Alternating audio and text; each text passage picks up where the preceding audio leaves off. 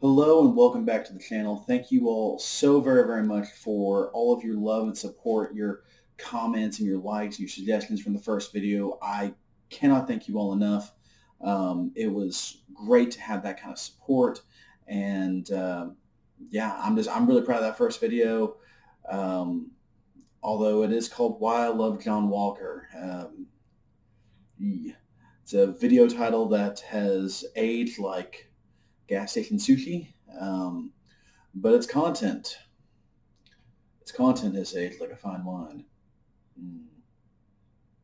Okay, anyways, thank you all once again so much though for that video. And if this is your first time coming to the Fan Correspondence and hearing about us, my name is Vance. I'm the editor-in-chief and one of the head writers of the website. We're also on Instagram and Twitter. We stream games on Twitch. We're starting up again this week. I'm actually not sure when this is going to be posted, so we're probably already,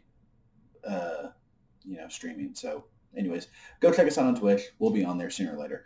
And then, of course, we're doing YouTube videos, as you can see, and as here you are. So, once again, thank you for that. And also, I wanted to give a shout out and a thank you to Red Lanyard, better known as Al, who did that fantastic Spider-Man film tier list. If you have not seen it, it is on this channel. Go check it out. Even if you have to pause me right now to go check it out, you should totally go check it out because it's that good of a video. And this is a lot of fun. He's going to be doing some more of those hopefully soon, and we can't wait to see him. So today's going to be a little bit different, though. Today's going to be a little bit longer. Today I am going to be talking about something that I've been interested in doing for a very long time. And it's actually about a concept that I personally came up with called the 2008 metric.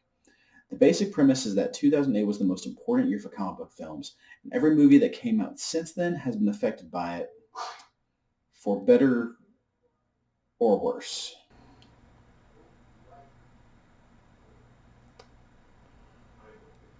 Why did the Joker offer Marie... Sorry, lost myself there for a bit. First, we need to go into the history of some of these comic book films just a little bit. I could obviously do an entire video just of the history of this, but we'll try to shorten just a little bit, just for you all. I know I can be a little bit long-winded, so, Anyways, here we go. Comic book films and serials have been around almost as long as the comics themselves have. Warner Brothers and DC Comics had a few hits in the 70s and 80s, such as Richard Donner's Superman and Tim Burton's Batman, but there would be a few years between each film, nothing like the modern-day schedules. Marvel tried their hand at films with a few selections, but honestly, they're pretty bad. Yeah, get at me in the comments, you Howard the Duck stands. I'll die on this hill if I have to.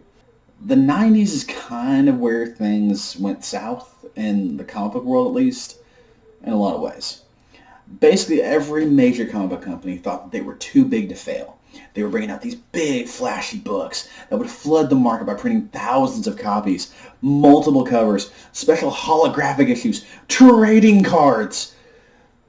The problem is that by this point, the hype was kind of dying down, unfortunately.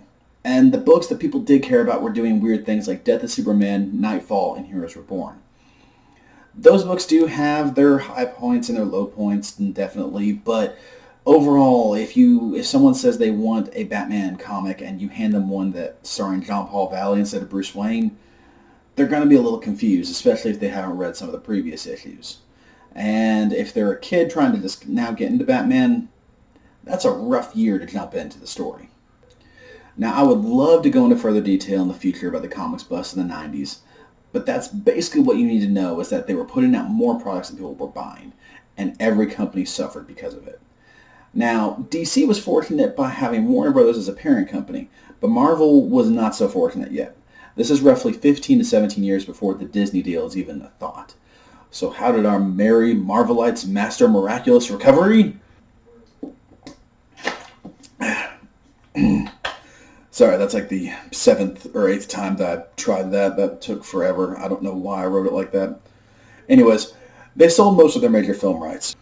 The most prominent in these bouts were 20th Century Fox acquiring the rights to the XMen and the Fantastic Four, and the Sony subsidiaries Columbia TriStar acquiring Spider-Man. Now, I watched a bunch of movies to get ready for this. The rest of the correspondence helped me out with suggestions for pre- and post-2008 comic book films, and I either watched or rewatched all of them except for one, but I can't remember which one it was. Hang on, let me check my notes. It was...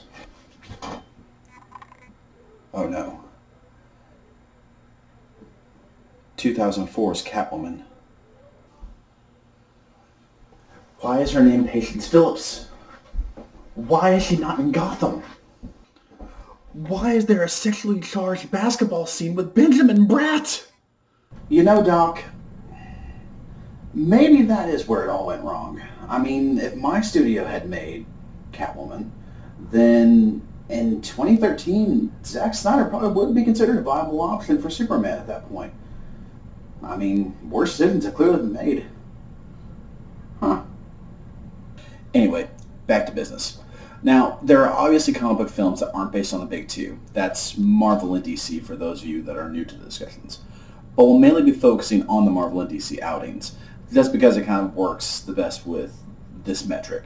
If you guys want to see a video where I'm talking about other comic book films, Sin City, Hellboy, any of those, I'd be happy to give you guys my thoughts on those as well. So let me know in the comments what you guys want to see. Now, I truly love the first two Spider-Man films. I know they have their flaws, but they're both still really, really good. Willem Dafoe is absolutely fantastic in it. And then you also have the great performances of Tobey Maguire. Even James Franco and Kirsten Dunst, I know they're young, but they all do great, in my opinion. I think the first two are really well made. I know the second one definitely has its flaws, but still, I really like those. Naturally, when it comes to the other films, we know Daredevil isn't the best, Elektra's almost unwatchable, and Punisher barely even looks like himself in that first film. It's the X-Men that is the one that is really up for the most conversations, in my opinion, especially during this time. Not only are they bringing out the most of the films, but they're also bringing out the most interesting. I didn't say best, I didn't say worst, I said most interesting at that point. When you look at a film like the first X-Men film, this is kind of where the birth of the 2008 metric came from. A pre-2008 film kind of goes up just a little bit in scale because we didn't really know what we were doing yet. Like I said, look at the first X-Men film. You've got a team of 4. Wolverine takes the spotlight. The other 3 are really... I wouldn't say caricatures of themselves, but at the same time, they honestly hardly speak. That's kind of an issue. You got a few different scenes with Jean, you got a few scenes with Cyclops, you got a few scenes with Storm, but there's nothing that really brings out their characters the way they deserve, especially once you start reading the comics and you start to understand the characters themselves. And of course, my biggest issue with the first film is I hate the idea of Magneto putting any mutant in danger. Now, when this happens later in Days of Future Past and he's about to kill Mystique, that's to save the future of mutant kind. I still don't really like it, but I understand it a bit more. You contrast that with the first X-Men film, he is literally going to kill Rogue just so he can enact his plan. It doesn't work. It just doesn't. Magneto will 100% burn the entire Earth if it is to save another mutant. That's just the way that I think about him. That's who he is to me as a character. The second X-Men film is where things get a bit more interesting, at least in the sense of we've made the realization, one, this is going to be a Wolverine show. Like, he's all over the place. He's in basically every scene. The few times that he isn't are very clearly the most, I wouldn't say poorly written or poorly executed, but they're definitely not on the same par as what else is happening in the film. And it's really nowhere near as interesting. And that's coming from someone who loves Nightcrawler. And, yeah. What I love about the second X-Men film is I really love what they do with the character of Wolverine. I think it's a really good progression for him. The biggest issue I have with the X-Men, with the second X-Men film, though, is that I really don't like what they do with Nightcrawler, which is a pretty big thing for me because Nightcrawler is my favorite X-Men. I don't mind Alan Cummings' performance. I think he does a great job. But at the same time, I don't know. It's just there's something weird, and I don't really like the idea of him doing tattoos. It's like this like self-flagellation kind of thing. It I just don't. It's not a Nightcrawler thing. I don't know. I know that sounds silly or that sounds nitpicky. It's just me. Marvel. That's when we get to what I call the dark times. 2006 and 2007, both pretty rough years for their films. That's when we see X-Men: The Last Stand, Ghost Rider, and Spider-Man 3. Yeah, it was a rough time. Um, yeah, because all three of those are pretty bad, and it's kind of clear to see why in a lot of ways. With X-Men: The Last Stand and Spider-Man 3, you get two films that have way too much in them, and they don't really have an identity. They don't know exactly what they want to be, because you can either A, stick with the Phoenix Saga that you've been building to, or B, you can do this weird story about a cure. And instead, there's like this weird mix that I just don't think works. With Spider-Man, you have three villains for some reason. And I know that since then we've done better, but back then we just did not know how. And the fact that we did the entirety of the symbiote saga should be its own film, but then we also added Sandman, and we had a new Goblin, and then there's the weird dancing scene and the finger guns and everything, and it's a whole thing. It just Spider-Man 3, just Spider-Man 3, yeah. I remember those two films were the first two films I was genuinely like disappointed in after I came out of the theaters, and which is weird because I was like 12 in 2006 and 13 in 2007. So that means that like when you're 12 and 13, you don't really expect to be disappointed by a film. You go and you watch a movie and you're just kind of like, nah, that's a movie, yay. I mean, we're like a year and a half past me believing that Revenge of the Sith was the pinnacle of cinema at that point. So, I mean, think about that for a second, creators of Spider-Man 3 and X-Men: The Last Stand.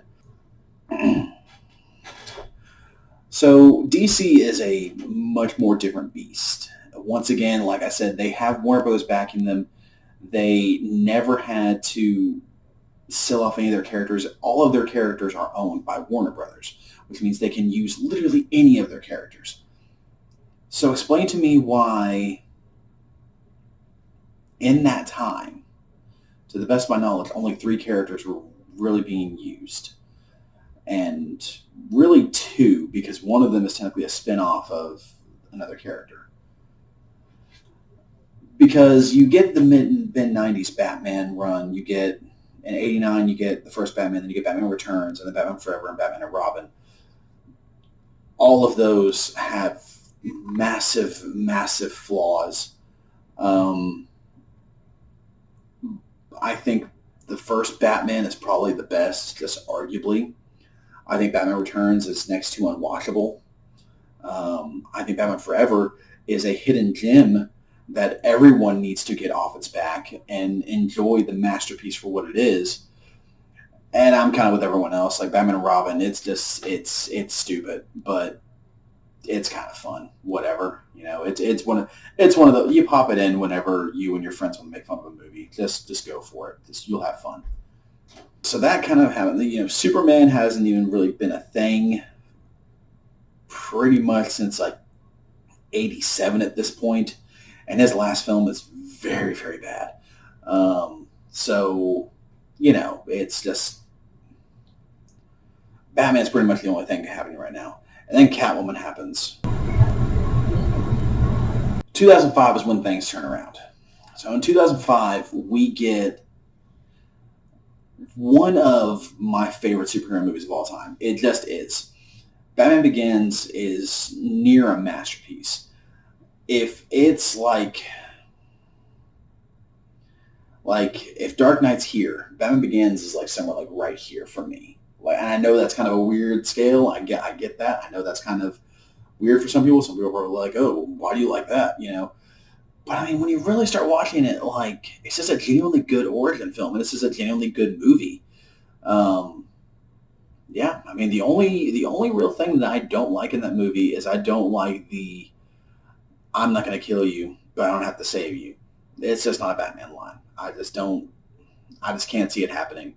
Um, but once again, in comparison to, you know, some of the previous things that we've seen in Batman films, I was the number one son, and they treated me like number two.